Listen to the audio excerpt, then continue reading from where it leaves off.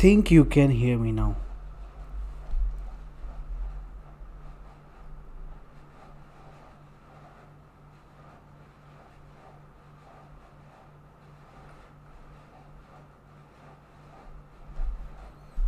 Say yes if you can hear.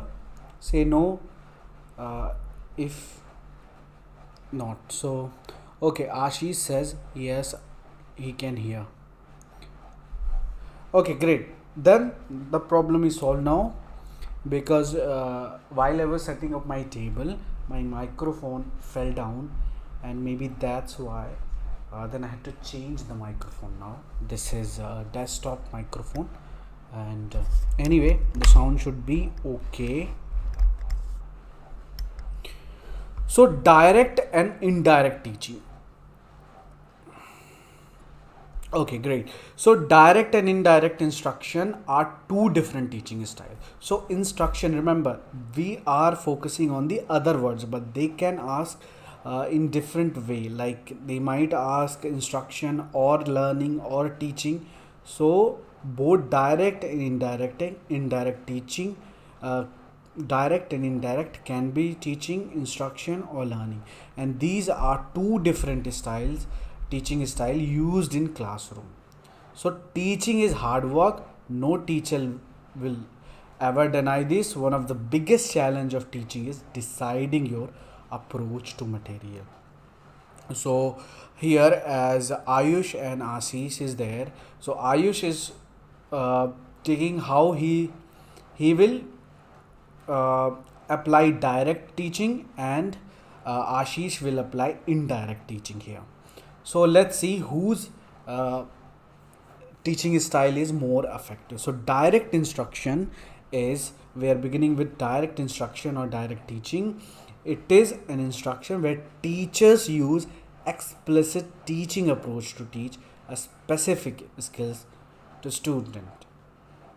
So in direct teaching, the teacher directed. So in direct teaching, teacher are the class is teacher centered. So the teacher stand at the front of the class and present information. So it was Ashish, right, who took direct teaching. So he will stand in front of the class, front of the uh, blackboard, and he will teach and give instruction to his students. So they follow strict lesson. In direct teaching, we have strict lesson plans and limited room for variation, and it does not involve active learning activities such as discussion, workshop or case study. So most of the professors know who are teaching in colleges, they use direct uh, teaching or direct instruction. So this direct teaching does not include like discussions, workshop or case studies.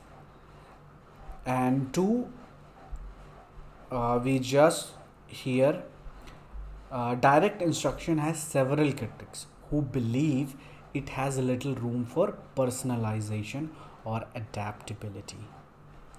So here are the important point taken from the previous year questions. These points from different uh, PYQs. So direct instruction or teaching is the material that is used to activate students' prior knowledge, and it provides examples and explanations, and it provides students with a step-to-step guide to learning new material. Teachers can correct mistakes early on and revise material if necessary by guiding students and recapitulating and reviewing the material, and it enables students to practice and receive feedback. So direct instruction is uh, it offers feedback where teachers give students an indication of their performance. Here, learning skills by applying them individually, students use their newly acquired skills independently, and at the end evaluate what they have learned by testing them. This is the normal approach of teaching, which is direct instruction, what we have been studying so far. And indirect instruction is completely opposite from direct, because it is student centered, and couple of more keywords is uh, personalized learning, it can be called, or personalized teaching. Actually personal learning hoga. So student center indirect instruction involves what? Here Ayush is teaching, right? Indirect. So Ayush is going to do observing, investigating, drawing inferences from data. So instead of directly instructing students, Ayush will act as facilitator or supporters. Small groups are also common in the method of teaching, and students use their experiences and ask questions to understand the course material better. Got it? And here, indirect learning occurs when a learner forms a pattern of behavior indirectly by transforming or constructing the stimulus material into meaningful responses or behavior that are different from both. So, direct is teacher centered, indirect is student centered, and indirect instruction or teaching is personalized learning, and direct teaching is simple based on the syllabus and the curriculum. Anyway, indirect learning occurs when a learner forms a pattern of behavior indirectly by transforming or constructing the stimulus material into meaningful responses or behavior that are different. In direct and indirect, you are not getting so many questions of it, but you should just remember when indirect comes, it will be like informal learning and or student centered or personalized learning. And indirect teaching, it's you can just relate yourself with a teacher standing in the front of the class and explaining the topic. Simple, right? So a couple of more, we are going to learn some term that learning is inquiry based. So in indirect learning or teaching, it is here learning is inquiry based. So consequently, the result of the process is discovery, and the learning context is a problem. Remember the term, indirect teaching is student centered. The teacher serves as a facilitator, or you can say as secondary participant. And one more thing, in indirect teaching we have active, it is an active process, or student will be called as an active participant. So indirect has many terms, starting with indirect instruction or indirect teaching. It is a student centered, personalized learning, and it is based on inquiry based, and it is an active process of learning. And here the teacher is what? Secondary. So and here instruction is in small groups, and student guided learning methods include discovery. Same thing is here. So anyway, and in that we have Bloom's taxonomy include analysis, synthesis, and evaluation. That's what we have studied in our previous class. Bloom's taxonomy, Dale cones of experience, Lev-Vygotsky zone of proximal, and we also talked about Skinner operant conditioning, and we talked about Pavlov classical conditioning, right? So we have studied all the theory before. So whoever missed the class, they should you should watch previous two classes. From that, two questions might come in your exam, so make sure you watch both lessons classes. Anyway, here the component of indirect teaching, you should remember this: organizing the content, deductive and inductive reasoning, examples and non-examples, experience of students, questions, self-evaluations of students, and group discussion. So that is our direct and indirect teaching. Tell me if it is clear to you. Write clear in the chat box, and if not clear, just write not or not clear. Got it? See, direct and indirect is simple. DI, clear. It's not data interpretation, okay?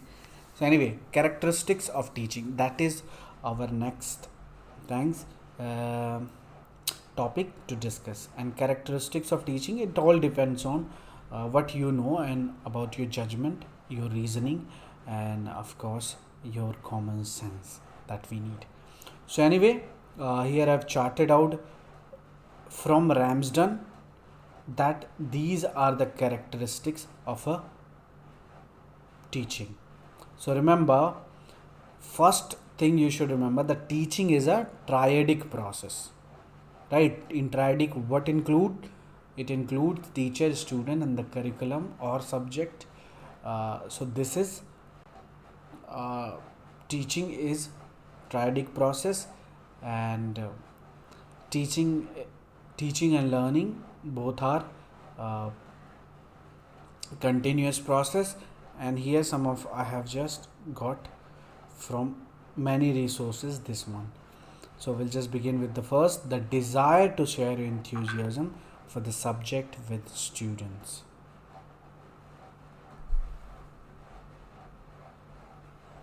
So active learning techniques such as discussion, brainstorming, note taking. So remember, in teaching it is an active learning and also passive learning process. So active learning process in teaching, and teaching helps to stimulate the students. Remember, stimulate is what? The urge to urge. Uh, it is like it urges to learn something. So it helps to stimulate and motivate you to do something. So stimulate the student interest in the subject matter, and the environment in which teaching takes place is crucial. Positive learning. And teacher, there should be facility for, so these are simple thing. I think we don't need to go more about it, because characteristics anyway, it all depends on whatever you know before. So we should not waste time here. We should invest our time in important topics. So and the basic requirement of a student, simple, will just go the teacher. In teaching, what is the first thing we need? The teacher is the first, and then who is the students or the learner? This is the second one. And there should be subject, which is topic. That's why the teaching is triadic process. And there should be environment. Environment here refers the learner's growth and overall development are the main objective of teaching. So environment means can be a school or anywhere, wherever the teaching and learning thing is happening, that would be your environment. Got it? Fifth is again, the teaching process involves the following variable. So here we are talking about variable because they have asked about this. That's why we have put it here. So dependent variable is who? Simple. Who's dependent? The student is dependent, and independent is the teacher. And intervening variable is who? Obtaining the teaching goals, whatever is the desire. So it's the same word of triadic process. So teacher here is student is dependent, independent is teacher, intervening is whatever the syllabus or what will gain after completing the syllabus on what is our goal. So obtaining teaching goal requires a desirable interaction between the dependent and independent. So the intervening variable play this role, and it's good instruction, content, method, and technique. So that is what, and teaching needs to comply with the following requirements. Some requirement is there. We know that 3 variables should be there, which is dependent, independent, and intervening, and also triadic process you can add, and a professional approach, a suitable teaching environment should be there, and the positive relationship between teacher and student. If they are not in a healthy relationship between each other, the learning won't occur. So the discipline of the student also plays very important, and it's one of the uh, requirements. So student dedication to learning, and on the other hand teachers devotion to teaching. Got it? So write in the comment that characteristics of teaching is clear. Write clear. Write clear in the chat box. Then we'll move to the definition of learning. So now we have moved to the learning part. Teaching is over now. Now we are into learning part, and we'll just go that. Great. So Ayush says clear.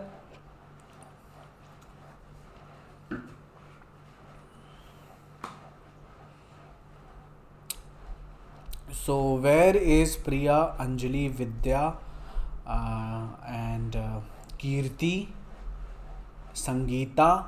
So they are all absent today, it seems, but they should watch. Remember that I am counting whoever are present, and it's very important that you should be here in the class. So in that way we can interact more. No, watching just video you can watch anywhere, right? You can just go search in YouTube, you'll get more videos and maybe better. But here we are interacting to each other. In that way we learn a little bit more. So okay, Ashish, Ayush both says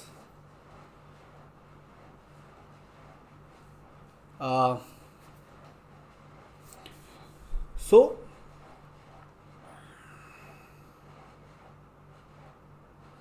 okay.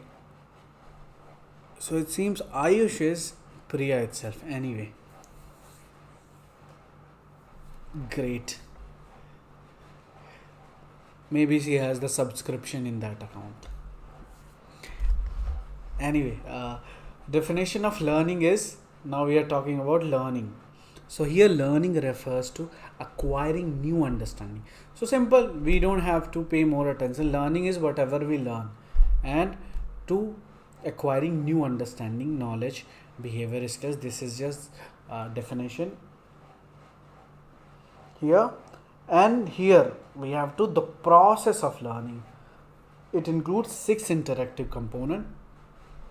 The learning can only happen when you pay attention, when you are aware of what is happening around you. If both is not there, then the learning cannot happen.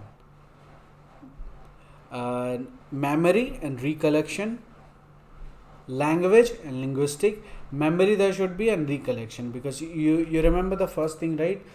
We talked about memory level teaching. So memory and recollection is important. And language and linguistic, if you don't have both, how will you learn?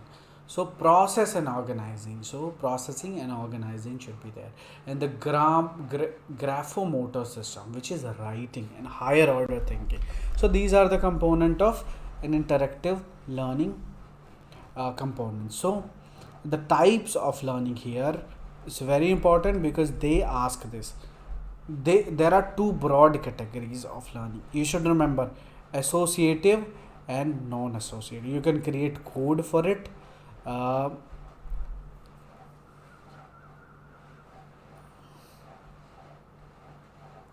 So associative and non-associative. We'll just start with non-associative learning, which is like what you learn naturally. It is a process which organism behavior toward specific stimulus changes over time, and absence of any evident link to association with. So consequences or the other will just move what is non-associative learning, and the first thing is habituation. We learn this by habit. So whatever we do over a time of period, and it becomes our habit, that way we learn things. So in this learning, one or more component of this is the definition of like real by book, you can say. A response to these kind of question they are asking, they will ask with that these kind of words: stimulus, stimuluses, like reinforcement, enforcement, these kind of stuff. When the stimulus is repeated, stimulus is the urge that you do. Got it? And habituation occurs more quickly to for stimuli occurring at high rate. So just we should remember the word of it, habituation. These are non-associative learning and sensitization, and this learning is the amplification of a response follows a repeated administrative of stimulus. In single in simple word, when that is school children are frequently sensitized to the sound of ringing bell while waiting for the end of the school day. So through senses, so that learning also occurs. And associated learning has so many. We talked about classical conditioning, right? So can you tell me who is associated with classical conditioning? Write in the chat box.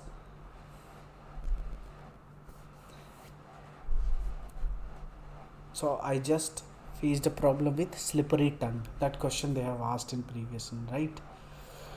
Anyway, the classical conditioning by who? Right?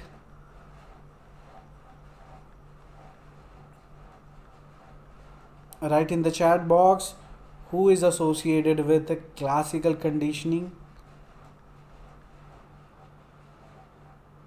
It's written there, sorry. Okay, now tell me. Come on, Priya. Ashish. Great. Ashish says Pavlov. And who's operant conditioning? And now, who's operant conditioning? Great. So, Ashish also says Pavlov. That's great. That means you have been paying attention for in the class. Good. And again, Priya says operant conditioning is by Skinner. Good. So you know what all these means. By the end of the class we'll revise. And other type of learning is here observational learning. So it is, it happens every day also in your life. When you go out, when you observe something and know, okay, that's how it works, through observing things, that learning occurs in observational learning. Got it? Active learning is very important, and through our whole age, from the birth to until old age, we are kind of an active learner. So it means active learning means when a person takes charges of their learning experience. This is known as active learning. So this learning involves what? Understanding information. So learners must recognize what they understand and do not understand. By doing so, they can monitor their own master, or you can just say practical. Episodic learning, it only happens अगर you learn through something. Like बोलते हैं ना, there is one very famous, दूध का जला हुआ बिल्ली कैसा है ना, दही को भी छाछ को भी फूक फूक के पीती है. So that kind of learning is your episodic learning. So suppose when in the case of fear of a dog's riddle, so it is actually a behavioral change occurs as a result of an event. So you are, most of, or some individual who's scared of dogs, they might be scared of what if they bite, or what if he has been bitten before. So through that, and again is incultural, and this is very famous.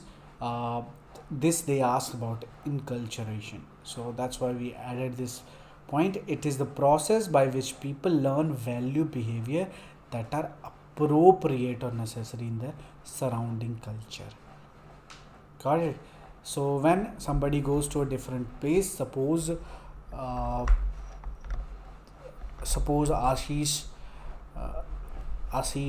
goes to China and or Japan, and there they don't handshake, right?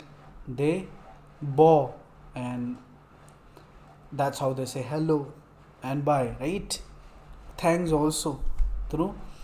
So that culture, if you he has to learn, if that action, that enculturation is there. And learning through play in sports, one is there, and most of us who are interested in sports and all, they must have learned so many things like teamwork, responsibility, or leadership that you learn in playing sports. So multimedia learning, we learn through audiovisual, whatever you see in your reel these days. So that can be in printing. In printing is, it is a learning at a particular life stage that is a rapid and independent of consequences of behavior. E-learning that you are doing right now is augmented learning. Got it? And rote learning is the other word. Why this word I have made? Because that is also related to memory level teaching. So remember, rote learning is through memorizing thing, and that comes in. So through that, they blend these kind of things and make as a question. So for that we have to remember the keyword that we have discussed. Again is another meaningful learning, and meaningful learning, it is a concept that learned fact or knowledge is fully understood to the extent that it relates to the other knowledge. EB is evidence based learning. Through the word we understand, it is uses evidence from well defined scientific studies to accelerate learning. Got it? Again is formal learning. It occurs like in college, school, or learning occurs within a teacher student relationship, such as in a school or colleges. Non-formal or informal is, this is a learning process where you learn formal education. An excellent example would be interacting with people with similar, you learn from each other. So that is non-formal. And that was not informal, is something different. It is less structured than non-formal. An individual may acquire this skill through the experience of day-to-day life. And learning in an informal setting can take many forms, such as watching videos, studying on your own, reading article. Again, the tangential, this they ask about it. Tangential learning. Tangential means simple. They are exposed to a topic in an environment they are already familiar with. For example, some people may be motivated to learn after playing a music based video game.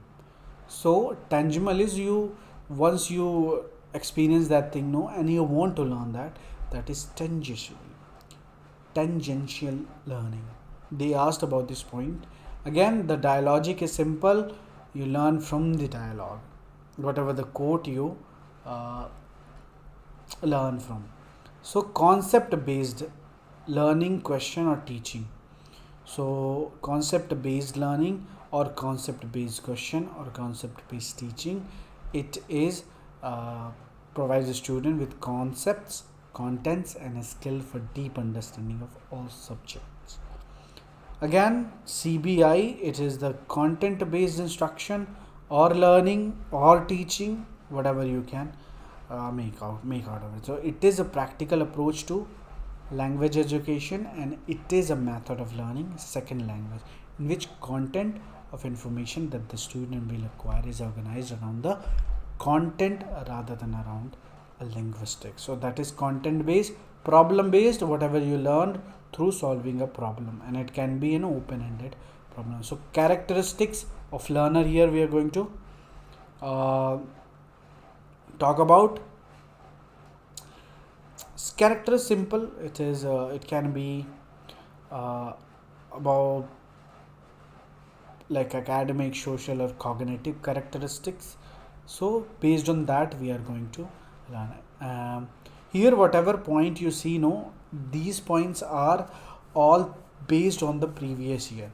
So through that we have got the word also to add in these concepts. So anyway, the best learner are simple characteristics that they put extra effort to hard work, and prior experience is also needed to learn. Or suppose he or learner wants to learn how to ride a bicycle, it will be easier for them to learn the skill of driving a bike if they already know the cycle. So that is the example of prior experience. And aptitude, cognitive level of the learner is plays very important. A learner stage of development that we are going to discuss in next chapter. So generally highly motivated learners learn more quickly, so motivation is very important. And some are dull uh, and they are not highly motivated, they would not learn. So these are the characteristics. And also characteristics are important because it is based on age, also gender, maturity, language, socio-economical background, and the specific needs for the leadership group. These plays a very important role in learning as well. So rather than focusing on the individual or the group, academic characteristics are more concerned with the individual or group's learning goals, prior knowledge, education type. So anyway, so this is all. I'm just pointing out the important now, important points, characteristics, you may say. A learner's cognitive characteristics are also very important, and it describes how they perceive, remember, think, solve problem, organize. Their cognitive personality is also very important in that.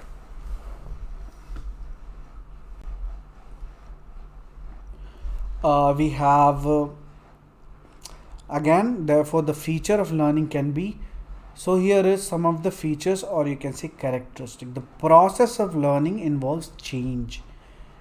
Activities are integral to all forms of learning, and learners must interact with each other to learn, and it is a constitute learning. The process of learning happens throughout uh, one's life, and it is also the random throughout one's life, and also it is a problem solving component to learning. And the process of learning is the acquisition of new information. This is some basic thing that everybody know. And as I said, it is one question they will ask with your judgment. So maybe that learning characteristic, teaching characteristic, definition, and all these they might ask. But anyway, the first question we might get it is from your theory, teaching theory, and the second one will get from direct, indirect we might get, and some of the one definitely we are going to get from the levels of teaching, which is your memory level, and the understanding level, and at the end was reflective level. So these are the level that you have to be very. So there are characteristics of adolescent. The child learner know what they have. Remember, these days they are asking completely different kind of question. So adolescents learn a physical development. They have asked this couple of times, and hormonal change can cause the restlessness and fatigue. This is about physical development, how physical development affect adolescent learner. And there is of course changing in the body and all. We'll just move, because in physical that development includes like the learning can affect by hormonal change and can cause restlessness and fatigue. Physical activity is required due to an increase in energy level, so energy also plays very important role. And the development of sexual awareness and bumping into each other and touching them often, and changing body measurement and shape cause concern. And physical vulnerability is caused by unhealthy eating habits or risky behavior. Movement that are awkward or coordinate due to physical changes. Again, intellectual based development also happen. And about thinking, it is like thinking in abstract term as opposed to concrete terms. So these are social development also plays important role through like culture, and also social position among peers. One must experiment with ways of speaking and acting, investigating racial and ethnic identity issues. And we are not paying so much attention into it, we are just taking an interest in popular culture. This is all about your, and you must have known, must know everything. So this is a kind of just, and we are just pointing out the main point. Emotional and psychological development also plays important role in learning. Moral development, it also learning can happen, like moral development, knowing how to analyze question, value, cultural expression. And we have characteristics. Now we are talking about adult learner. Through adult learner, what I can do is I'll share this, like the characteristic, you can just read it. Otherwise, uh, what should we, I mean, will they ask about this? I am not sure, but this is not very important one. We just know what is adult learner and what is adolescent learner, and what they learn in that time, and what they ask about is the individual differences. For that, we'll just pay more attention to it.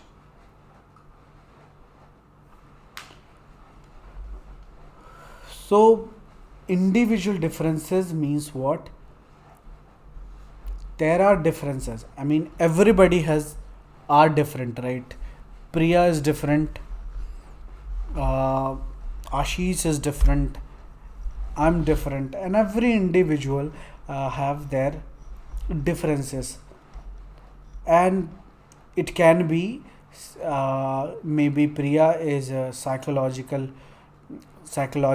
intelligent. I mean, she's intellectually good, and some can be uh, like I told you, the multiple uh, intelligency that we talked about, Howard Gardner, that Priya would be, I mean, can be good in linguistic, and some can be good in musical thing, some can be good in maths.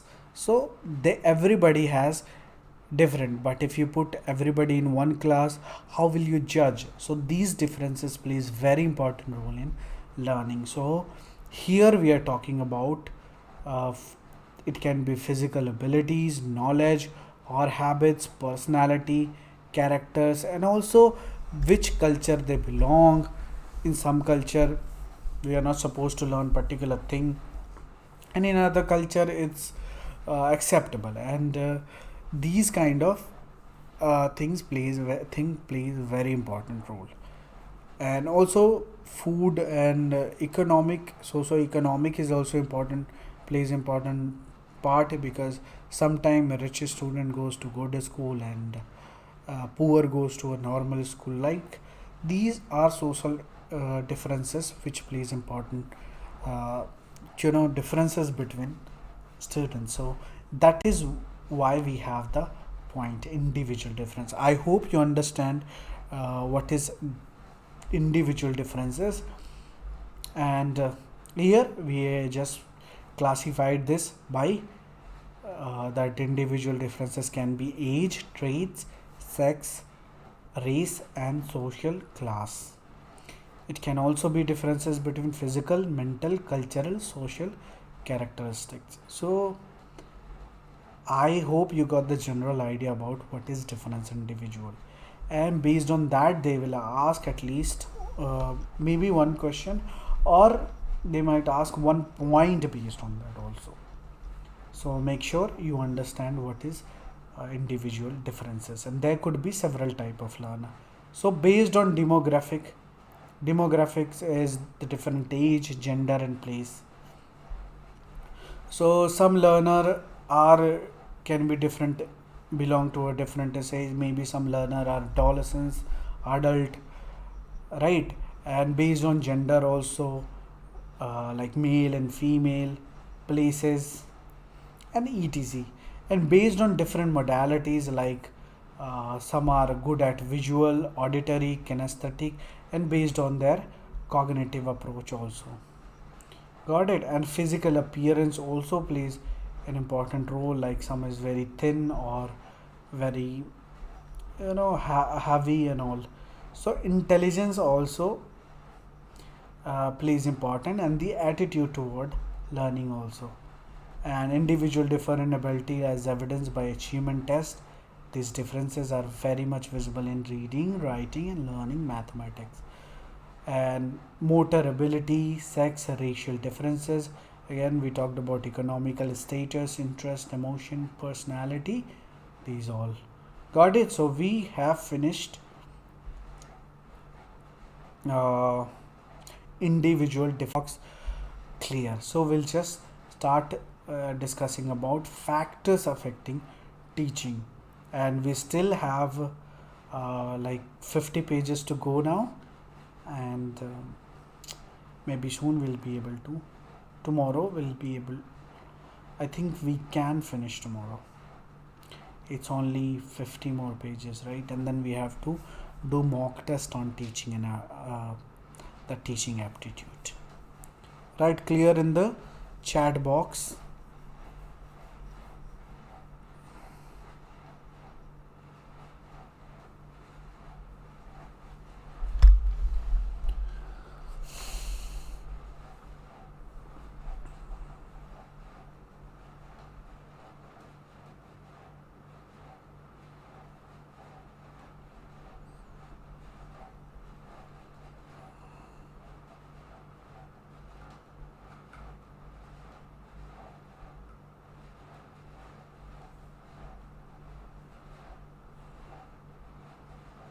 It's quite big. Factors affecting teaching is quite. And methods of teaching and learning is there as well. It's really big syllabus we have for teaching and aptitude here. And when you just see, anyway, where were we? Factors affecting teaching. We'll just move quickly in that part because it's all depends on your general understanding and your judgment and your intuition also, and common sense. So based on that, we have to go about it. So we'll just move quickly. Factors affecting teaching. Remember, what kind of factor could affect teaching? Suppose, imagine somebody here. We can just take example of Ashish.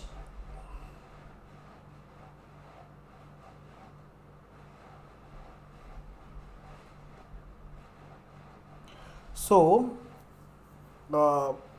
suppose Ashish is a teacher and he has so many, he just started, career in teaching. You can take or a school or a college to understand it.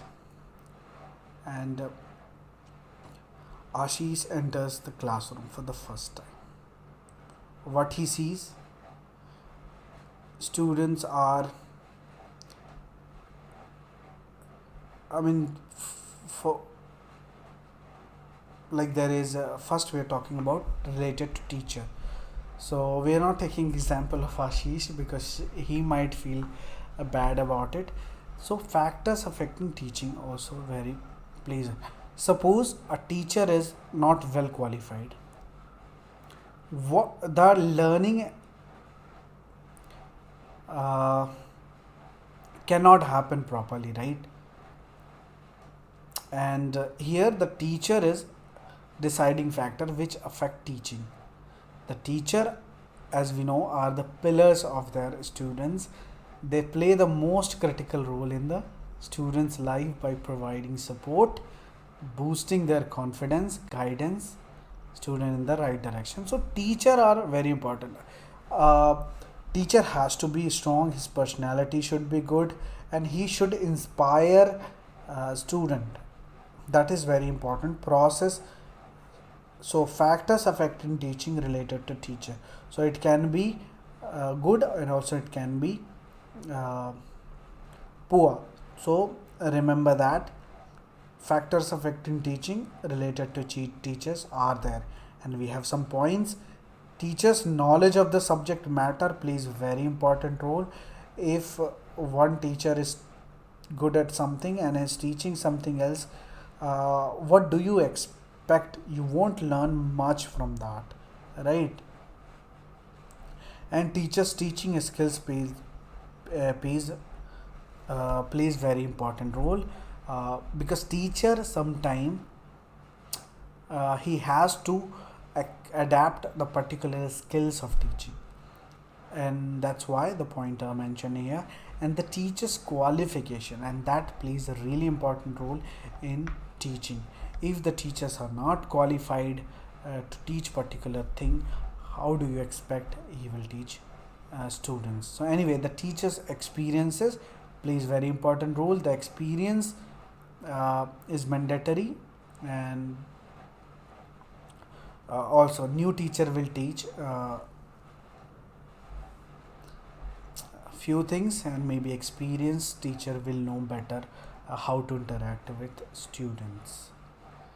Teacher's personality and behavior plays very important role. If a lousy teacher comes in a classroom, how would students will react or uh, give respect? So that is very important. Teacher's competency. The teacher as a manager of instruction, a teacher is a caring person, the teacher is an expert learner, and the teacher is cultural and civic person.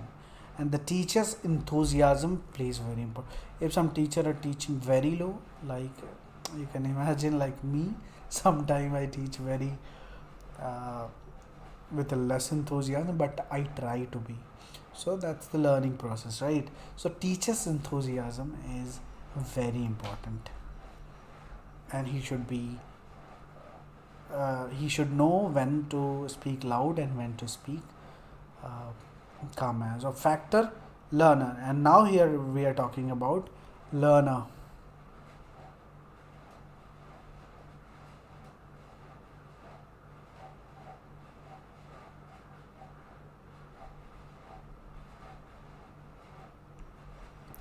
Okay, Ashish asked me a question about the book. It would be great if you could just list the titles of important points from Teaching Aptitude. That I can do.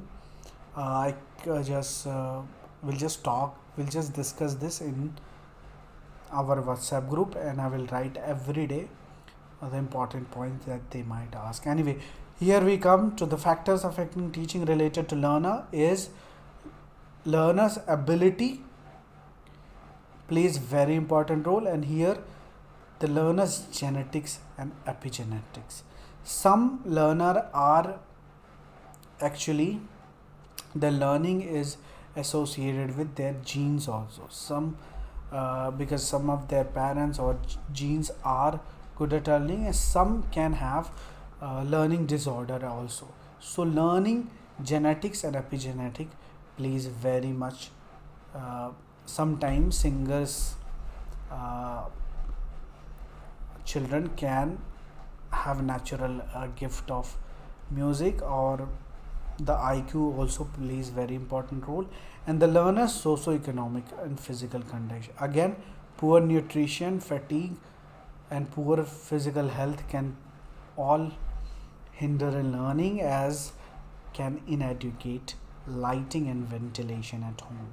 So these also plays very important. The physical condition means uh, like ventilation at home, unhygienic living, because this can happen. Who is poor people, they might not have that nutrition to develop brain or physics. That plays very important role in learning. And the learner's psychological and mental state plays a very important role, and physiological and psychological factor in teaching. So their mental state, some people do rote learning involves a repetition to reinforce facts in memory, but it has been dismissed as ineffective and drill and kill. And of course, we have learners' interest and enthusiasm, teaching style and learning style. So teaching is, if the learner's style of learning is different, and teaching style is different.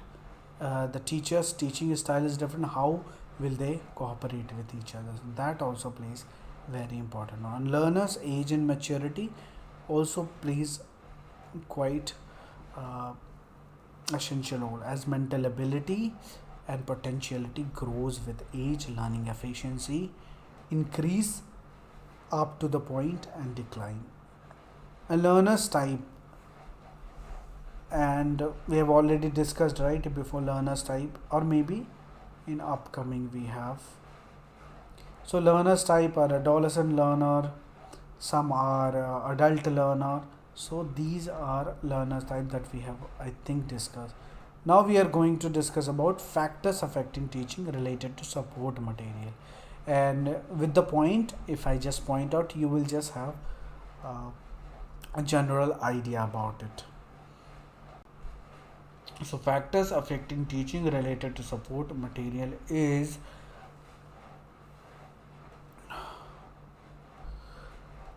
so we'll just take 1 minute break, and when we come back, just give me 1 minute break because I forgot to bring water. I'll get that, and then we'll try to finish all the factors, and we'll leave it. We'll start with then method of teaching tomorrow, and tomorrow we'll try to complete this at any cost. So 1 hour is also going to get over.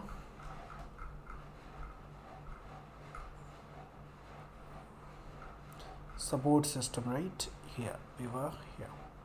Factors affecting teaching related to support system. Sometime the class can go boring because teaching an aptitude is like that, but when we solve the problems, the PYQ, we might be able to get so many out of it. And of course, in mock test you will get all these kind of questions based on whatever we have studied. So it's better we finish. You have to stick with me for some time, and research will be good also, because I know what is important topic there, and as Ashish asked about it, I'm gonna post important points in WhatsApp group. So 1 minute break, go drink some water and come back.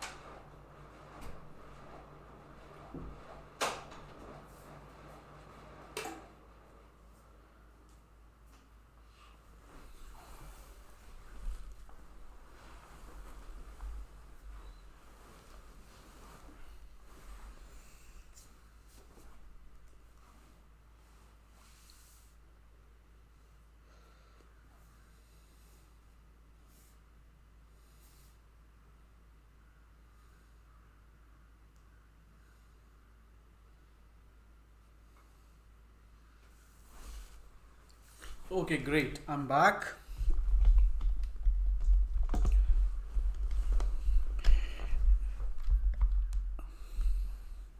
So, factors affecting teaching related to support material. When it comes to support, it can be the classroom, it can be uh, videos, it can be maps, and all these things would be there. So, learning material can be significantly increase learners' achievement by supporting their learning process. It may be possible for a learner to gain new sight through an educational video, or can have the opportunity to practice skills they learned in class through an appealing worksheet.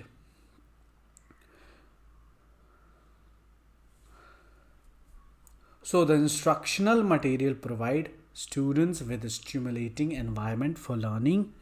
The use of instructional material, so simple, we'll just move to the everything is there that we know what could be the benefit, and support system can be some tools also, like assessment and scores for a student, and teaching strategies and lesson plans, and standards and benchmark. These days support material plays a really very important role in a school, if because these days tablets or tab iPads are allowed in a school, right? And through that they watch animation video in good schools. In government still we have blackboard kind of system, but in good schools where you send children, they will have a tab, they'll have projectors, they'll have blackboards, there will be games, quizzes, so many things are there to enhance the learning process. So that's why the support system really plays a very important role. And again, instructional facilities are important, like we have surfaces, blackboards, marker boards, track surface, also good classroom, also we have a good environment, teaching labs, seminar rooms, computer laboratories, on campus cleaning, cybraries, that library is the other form, cybraries, and class time blocks may need periodic revision, class lab, clinic, studio space, and utilization. Got it? And again, here learning environment based on the teacher's understanding, learners trust among each other, a negative learning environment, and also positive learning environment. So these are what called learning environment here. And positive here, children's background, and of course there is school and institutes. So again, government school and private school, there are like far gap between both, but these days also government schools are accepting, and some schools have more technology, more good teachers, and so many facilities. So schools and institution plays a really important role in the process of learning. So it is all about institute plan, matter and testing, all the buildings and all these things. Got it? And we are here the methods of teaching. We are already 1 hour over, but anyway, let's see how much is it, methods of teaching, and we'll just move. This is very important. One question you're getting from that. Definitely you are going to get it. One question. So mark this. If we move now, we will be able to finish. Yes. It seems a lot, but it is not. One question is coming from this section itself. So we have covered 3 questions now. This is very important session. Shall I take it now or later? You just tell me in the comment box, now or later. There's so much content. You see, these all are actually, I have written this.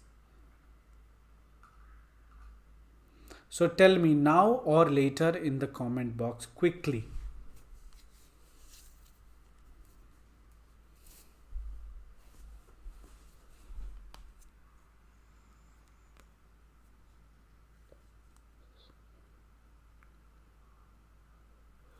Because remember, we have another class on criticism, and that is very important class because we are going to discuss Renaissance criticism, and you have to be there. Ayush, Priya is already tired and she says we can study later. Great. Anyone else? Ashish is there.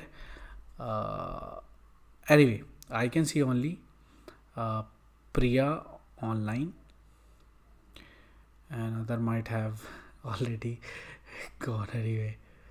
Okay, Priya, we will have discussion on methods of teaching tomorrow, and she's already said this enough for today, sir. Good. Anyway, this methods of teaching is we're going to do tomorrow, and today again literary criticism theory is there. Make coffee and get ready at 4. It's very important session because there you are getting one question from that, so it will be Renaissance criticism. Got it? Okay then, bye bye, have a great day ahead, and see you at 4 o'clock.